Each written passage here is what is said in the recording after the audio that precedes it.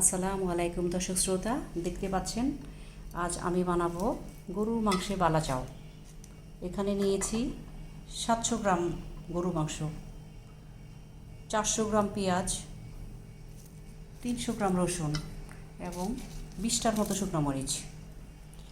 মাংসটাকে প্রথমে আমি মেখে কষায়ে তারপরে ভেজে নিয়েছি ছেঁচে, তারপরে সবগুলোকে একসাথে রেডি করেছি।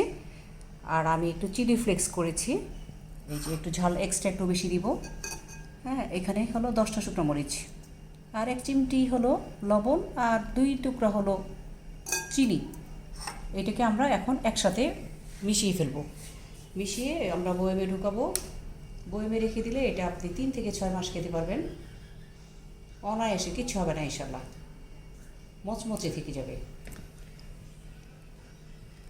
এটাকে একসাথে মিশাবো, মিশিয়ে আমি এখন বয়েমের ভিতরে রেখে দিব।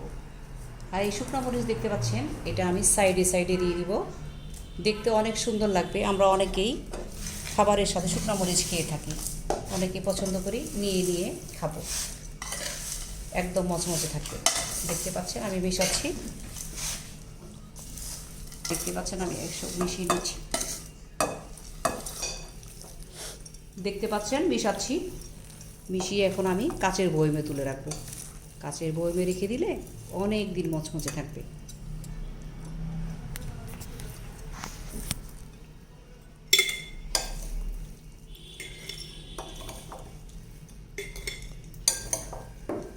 অনেক জিনিসের মাঝখানে অনেক কিছু লাগে, অনেক সময় লাগে, কিন্তু আমার অনেক শখ এসব কাজ করার। না, খেতে অনেক মজা মাশাআল্লাহ। আপনারা যদি খেতে চান, আমি আপনাদেরকে নাম্বার দিব, আপনারা আমাকে ফোন দিবেন, আমি আপনাদেরকে করে দেব ইনশাল্লাহ।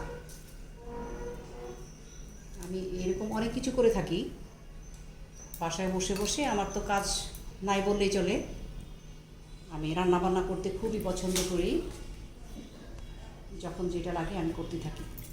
আলহামদুলিল্লাহ, হয়ে গেছে আমার বালা চাও কমপ্লিট।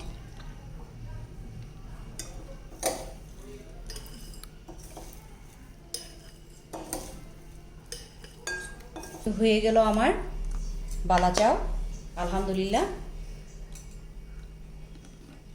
একদম কমপ্লিট। মাশাআল্লাহ, অনেক দিন খাওয়া যাবে। এই যে মরিচ দেখতে পাচ্ছেন, এই মরিচগুলো হাতে টেনে টেনে বোটা ধরে ধরে মচমচ করে খাবারের সাথে খাবে, আলহামদুলিল্লাহ।